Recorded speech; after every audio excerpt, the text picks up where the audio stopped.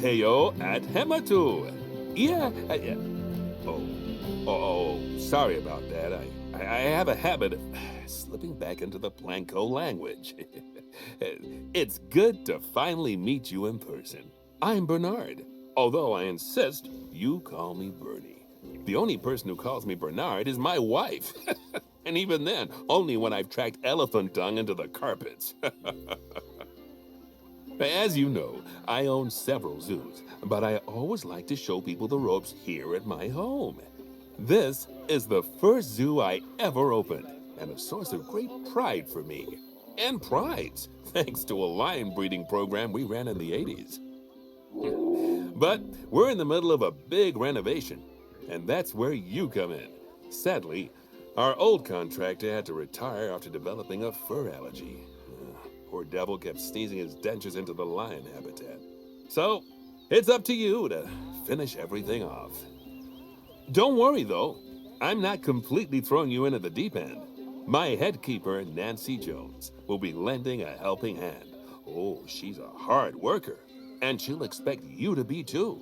But I'm sure you'll get along like a house on fire, or even better, one that isn't on fire. Less shouting that way. Hello there. From that rosy, fresh face of yours, I'm guessing you're Bernie's new hire. Good. Now, I hope you're ready to ditch your diploma because we're about to get really hands-on. But before we begin the real work, how about we familiarize you with the zoo by learning how to fly around it and visiting some of our beautiful animals? We'll start by popping over and having a look-see at the grizzly bears in their habitat.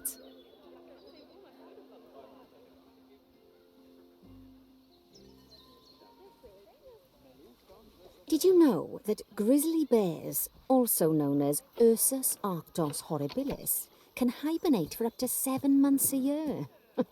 Oh, but then again, given the chance, I think a lot of people would do that too. Select one of the bears and you'll bring up its information panel. See now, this is a fantastic way to get a close look at your animals. You can also get this view of an animal by simply double-clicking on it. Okay, when you're ready, let's pop over to the other side of the zoo and take a look at the lions. I've marked their location for you to find.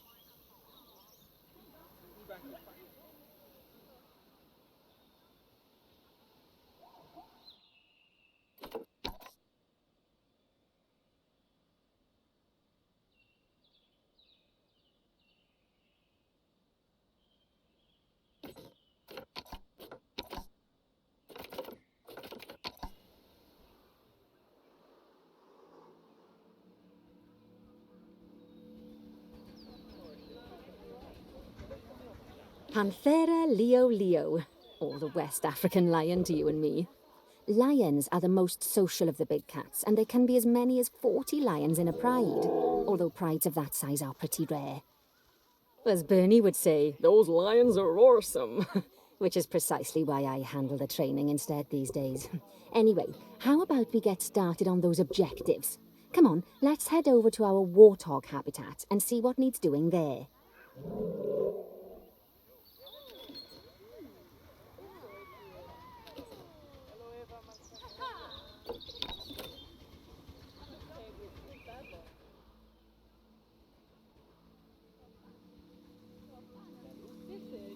As you can see, it's a lovely space for warthogs, but it's missing a certain something.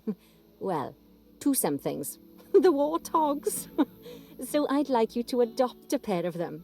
To adopt animals, we need to open the animal market, which is in the animal trading section. There we are, a pair of perfectly splendid warthogs for our zoo. Just click on them and select Buy from the side menu. Normally the animal exchange would be full of animals, but I've emptied out the market while you learn how it works. The last thing I need is you accidentally ordering a dozen elephants.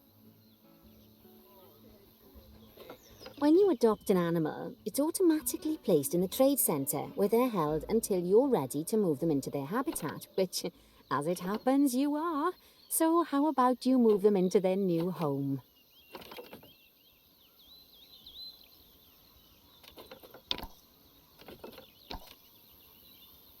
When you ask for an animal to be moved into a habitat, your caretakers will go to the trade centre, collect your animal and deliver them to your selected habitat. I've marked the trade centre's location, so let's go and watch the caretakers in action.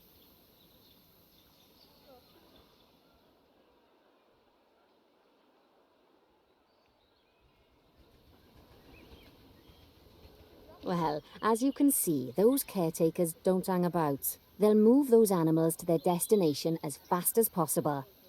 Of course, normally we'd have to place the animals into quarantine before moving them into a habitat, but I am assured by a person of good standing that these warthogs are in the very rudest of health. Right, let's get the warthog's habitat finished up so we can keep them nice and happy. You see, each animal in the zoo has an overall welfare statistic, basically how happy they are.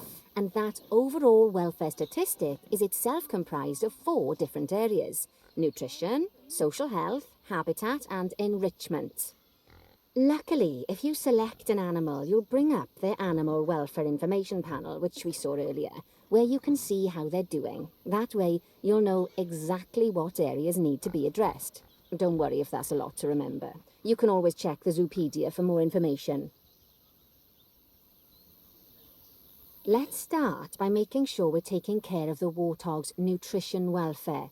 To do this, we'll need to place a food station and a drinking station. Now, each animal requires a different type of feeding station. And for the warthogs, it's a small feeding trough. So let's add one of those and a water bowl.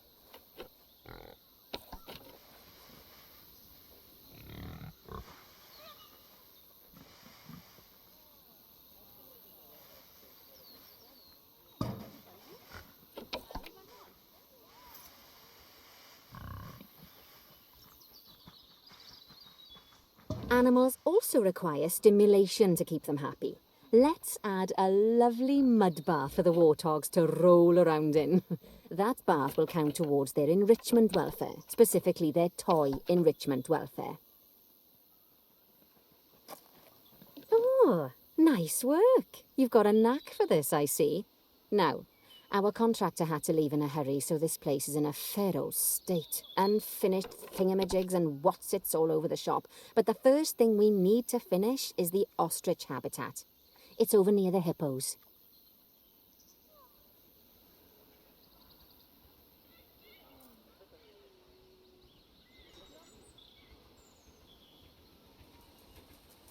Okay, job number 1 here is to add a habitat gate before we complete the barrier.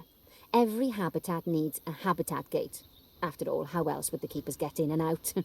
Just make sure it's hooked up to the path so the keepers can reach it.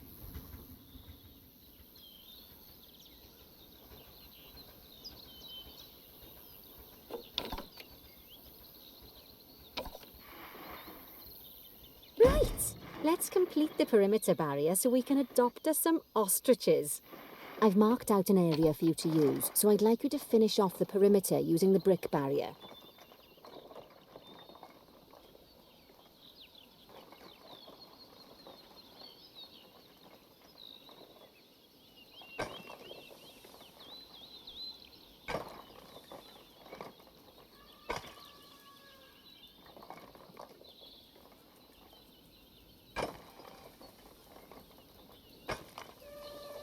Good work!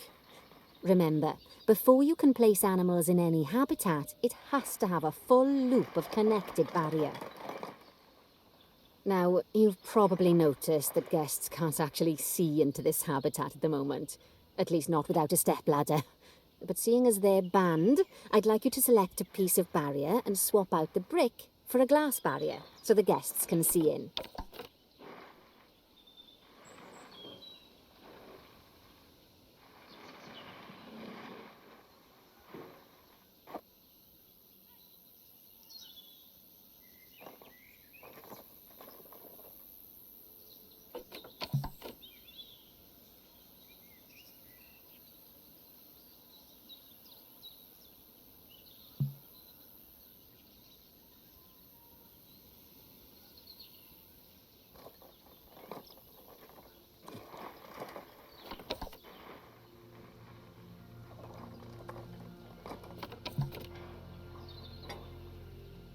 There we go. Adding in more windows gives guests even more opportunities to see the animals in a habitat. It's always best to make sure the guests can get a good view into a habitat from the path they're walking on, because it makes them happy, and because this would be a pretty terrible zoo if they couldn't. The last thing we need to do is to add a donation box. You see, when guests enjoy the view of an animal, they'll make a donation. Just make sure you put them in easy-to-reach places, like near a viewing point. Donation boxes are one of the main sources of income for the zoo, so make sure you remember them. All right, you've finished the habitat, so it's high time we adopted those ostriches, don't you think? Let's get 4 of them in here.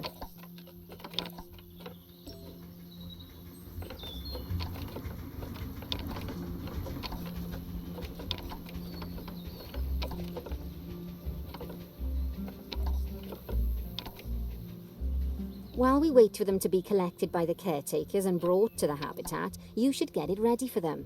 Add a suitable feeding station, water station, and an appropriate food enrichment item. It's often best to place things like enrichments and feeding stations near to the habitat perimeter, so guests can get a really good view of the animals.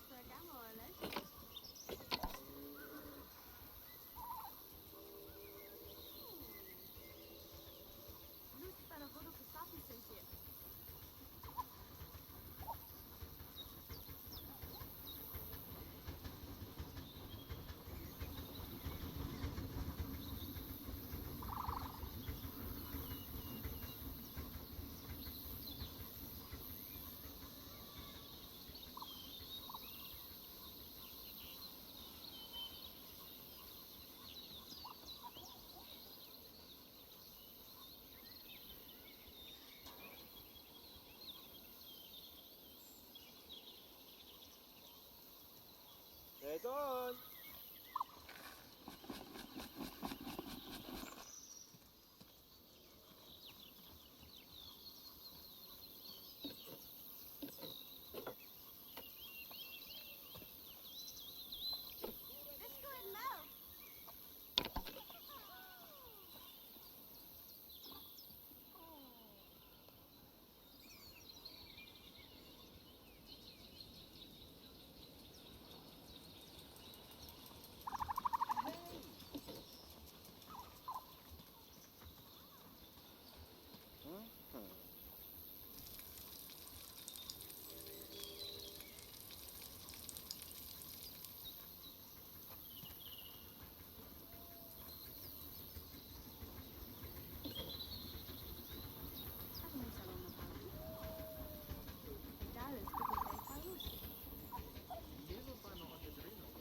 No, me sapun. No, já não espero.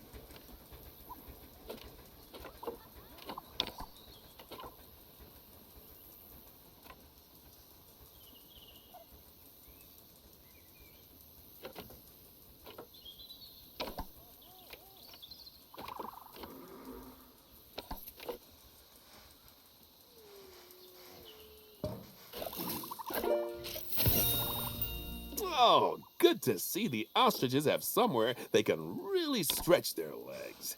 Did you know they can actually run At 43 miles per hour? Oh, heaven forbid they ever escape. The speed camera fines alone would bankrupt us. Well, Bernie certainly seems impressed. Did he do his speed camera joke? Every time we get an ostrich. So, now we've made the ostriches' lives a bit better, let's do the same for the keepers, shall we? To make it easier for the keepers to feed the ostriches and hippos, we should build a new keeper hut. Keeper huts are where the keepers prepare the food for animals, so they should be placed near to the habitats to make sure the keepers don't waste their time walking when they should be looking after the animals.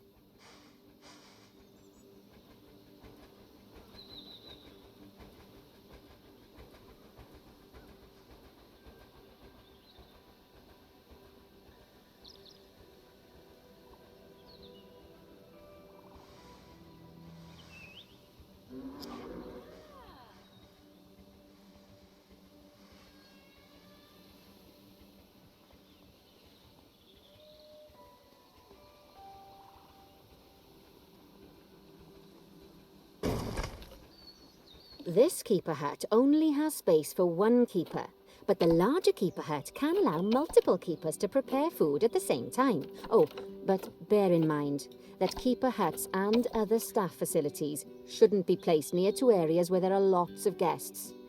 Guests don't like seeing facility buildings, and it can affect their happiness. Negatively.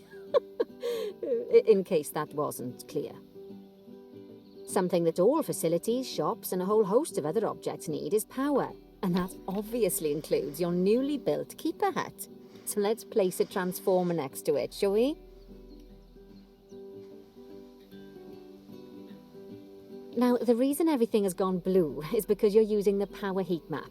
This map allows you to see what is and what isn't powered in your zoo. So once you've placed your transformer, you can click in the bottom left to turn the heat map off. Lovely work. Now the keepers can start using the hut to prepare food, and thanks to where you've put it, they won't need to walk very far to deliver it to the ostriches and hippos. Let's get on to your next objective then. Bengal tigers. We want to adopt some, but I'm afraid there's nothing ready for them yet. Head on over to the plot of land I've marked out. It's not too far away. Righty, your next job is to build a habitat. From scratch. And wood and concrete, I expect. So go ahead and build it. And don't forget the habitat gate. It's always best to place the habitat gate close to the keeper hut. As it happens, there's one quite near to the trade centre. Oh, and make sure the guests will be able to see the tigers.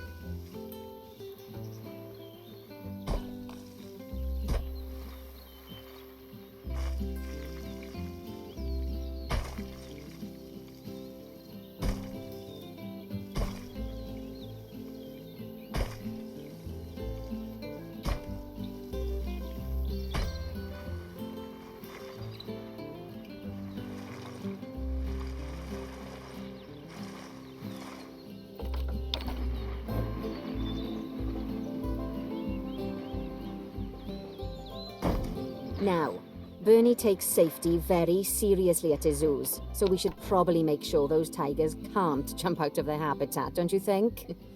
The way we'll do it is by changing the height of the habitat's barrier.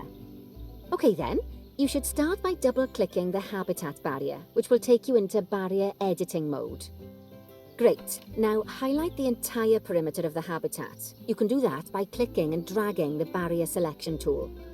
Now you've got all of the perimeter selected, you can increase the height of it by clicking and dragging the barrier height tool upwards. You'll want to make sure it reaches a minimum height of 4 meters.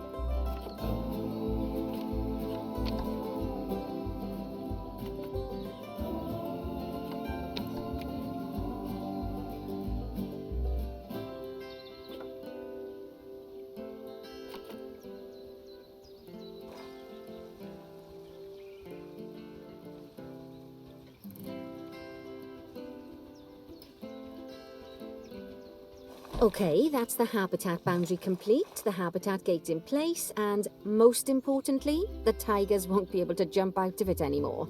I think it's time we adopted those tigers.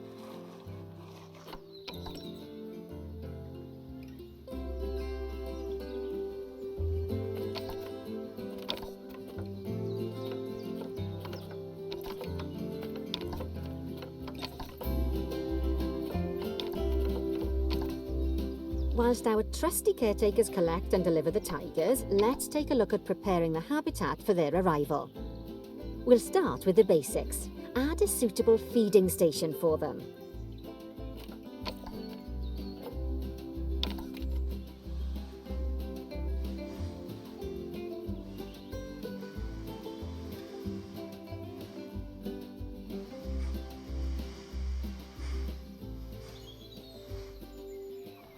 This time, instead of adding a water bowl, let's try something different.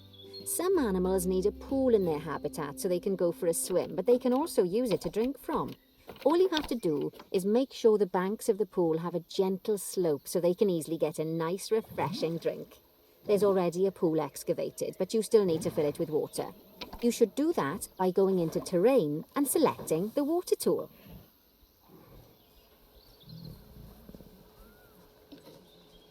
Yes, that'll do nicely.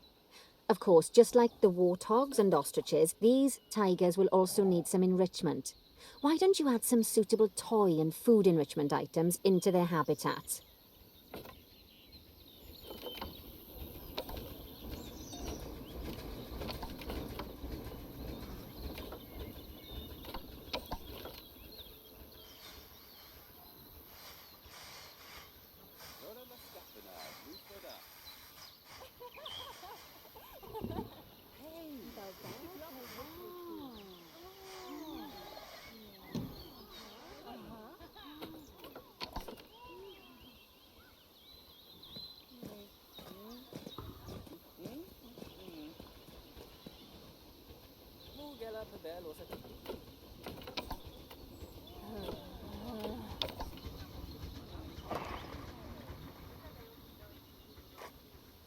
Você varas a groove.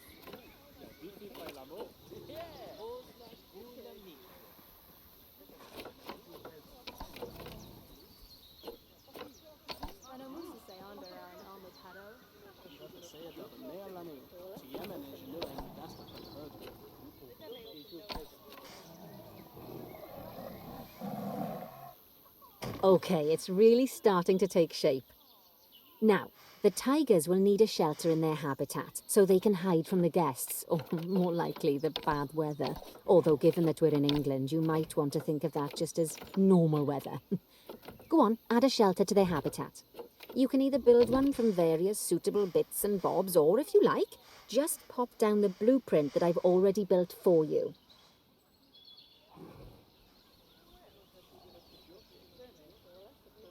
Oh, poor Dabs.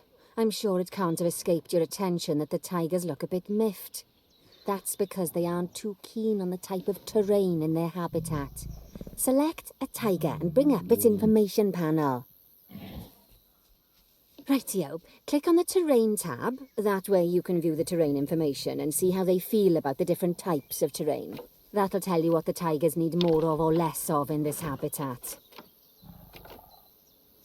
Okay then, open the Terrain Editing tool, select Painting, and give them some more soil. Yes, that should help with the habitat part of their welfare.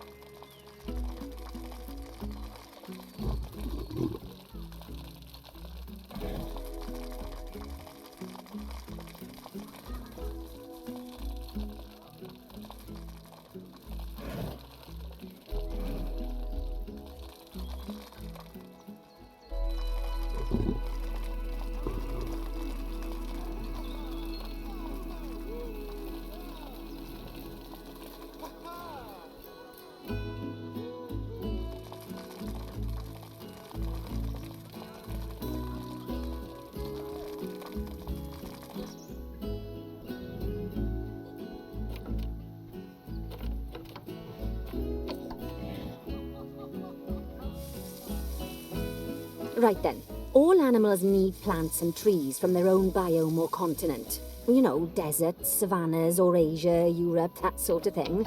It looks like these tigers need a few more plants in their habitat.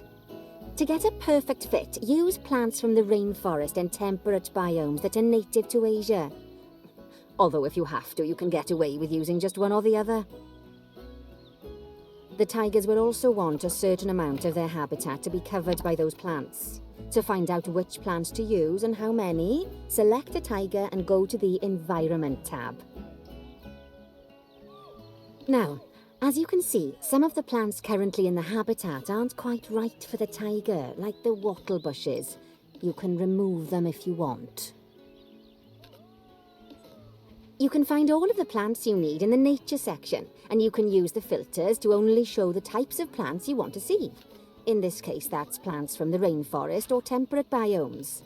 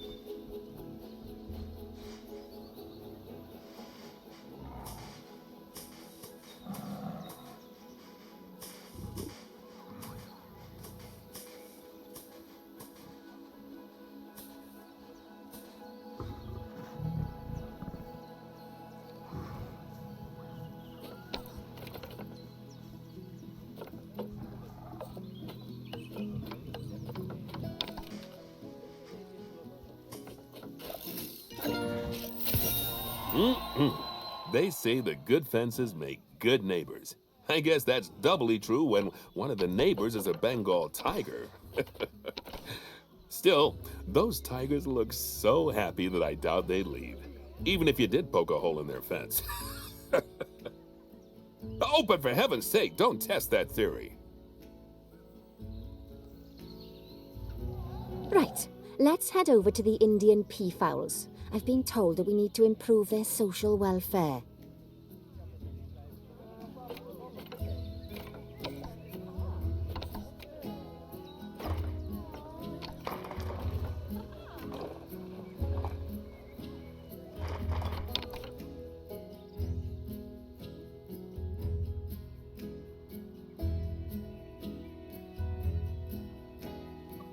Now then, just find one of the peafowls and select them to open their information panel. Then we can have a good gander at how they're doing. Although technically, I suppose gandering would just be for geese. Expand their social welfare and we can get a bit more detail. Right, as you can see, the peafowls need their population to be larger. To solve this little problem, you'll need to adopt 3 more female peafowls. Well, off you pop to the animal market.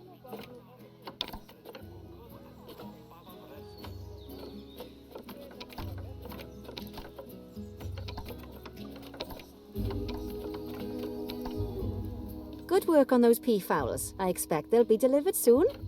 But sadly, it sounds like our snow leopard is a bit grumpy. Let's head over there and see what's wrong with her.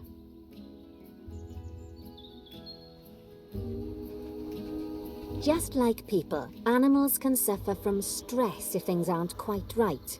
You know, like when you see someone put in the milk before the tea bag. In the case of these snow leopards, they're a bit stressed by their lack of privacy. You can lower their stress levels by swapping out the normal glass barriers for one-way glass. It's not a cheap option, but I think they're worth the expense, don't you?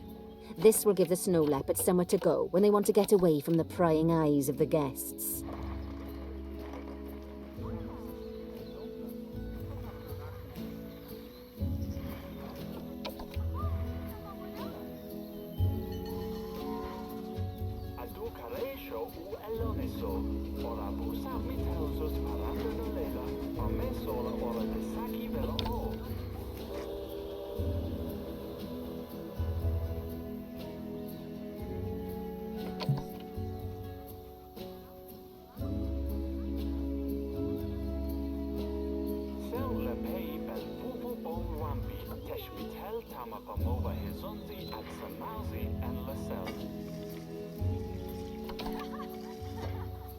Of course, when an animal isn't in its natural biome, it's probably going to be too hot or too cold. Unsurprisingly for the snow leopards, it's too hot. Even with the terrible British weather, you should help cool it down by adding some coolers to their habitat.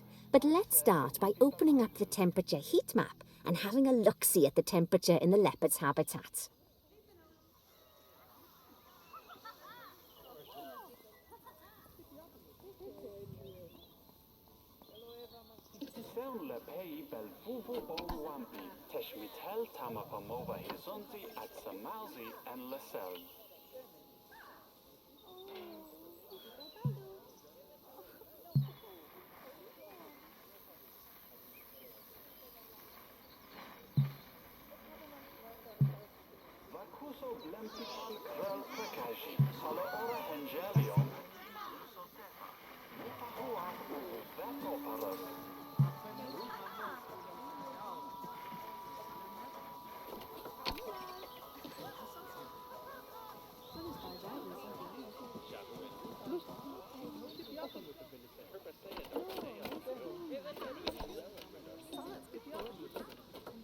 As you can see, we already have one cooler in there. Let's pop some more down and get as much of the habitat as chilly as we can. Luckily for us, this habitat already has power, but you'll need to make sure of that in the future. Just so you know, if any part of a habitat is powered, then the whole habitat will be powered.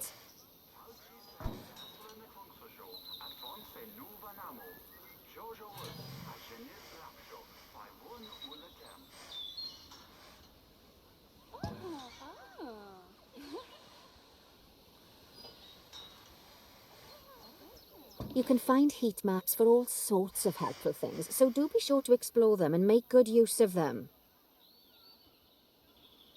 It'll take a little while for the temperature to adjust once you've added coolers or heaters, but now we've got the coolers in, we can address the leopards' terrain welfare. You see, what the leopards really want in here is snow and rock, so let's make that happen.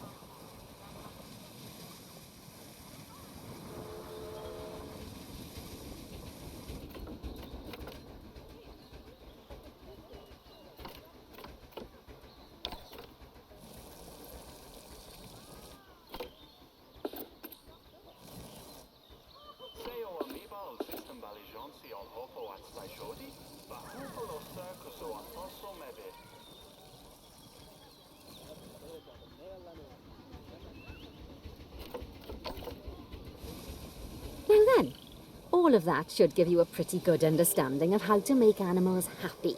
So I'd like you to go and check on all the other animals in the zoo and fix up any issues with their habitats.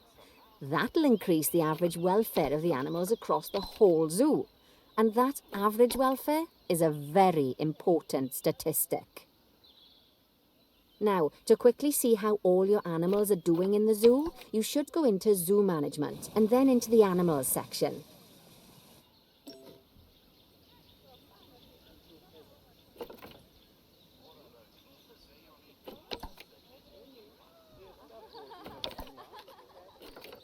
As you can see, this list shows you the animal's overall welfare. So if something's amiss, then you can quickly pop over to them using the Locate button. Right, I'm off for a cuppa while you make sure all the animals are well looked after.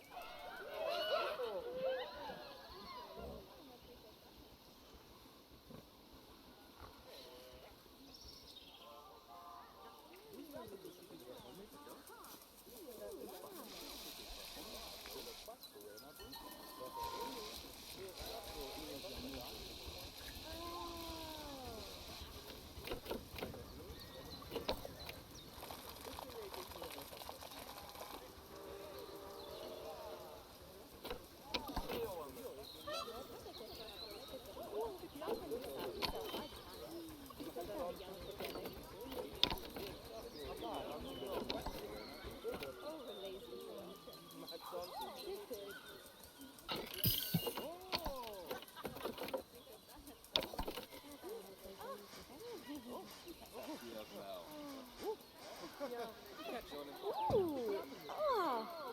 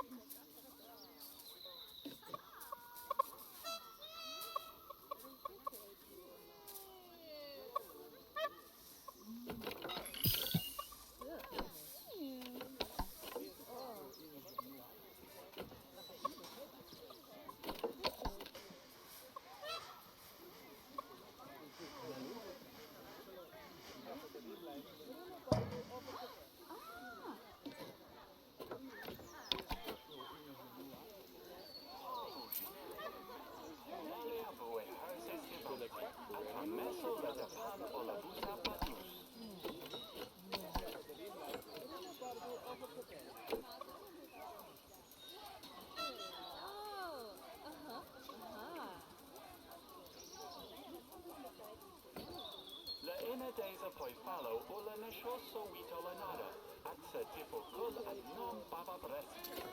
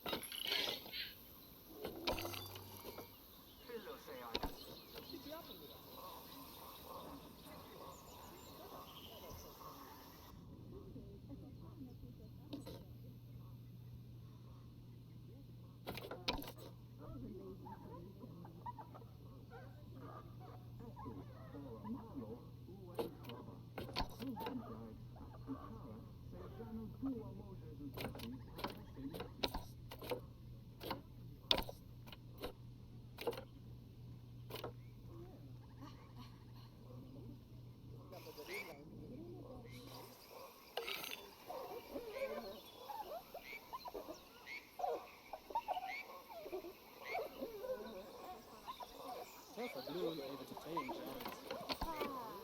Jano Baitizilla le Park le Dale, Ose Bel Casoa.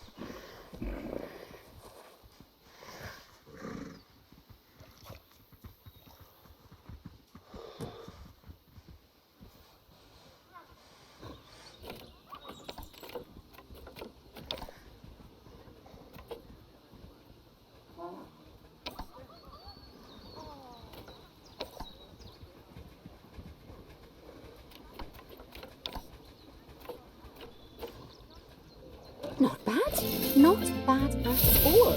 I think it's fair to say that you've passed the first part of your training with flying colours. There's still lots more to learn, but we'll have to head to another one of Bernie's zoos for that. If you want to grab your passport, we'll head off, shall we?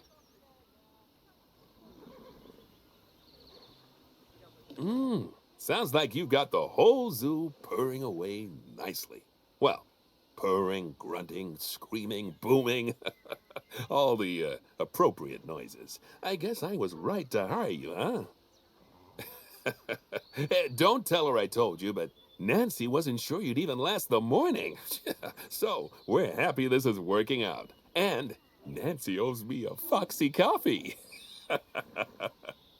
As strange as it seems, considering we just met, when I look at you, I feel like you're the child I never had. After the one I did have, obviously. But you see, zookeeping's not for my daughter. Don't get me wrong. Emma absolutely loves animals, but she set her sights somewhat higher. Wants to save the entire planet. I'll just settle for saving a couple of species. And maybe having a type of frog named after me.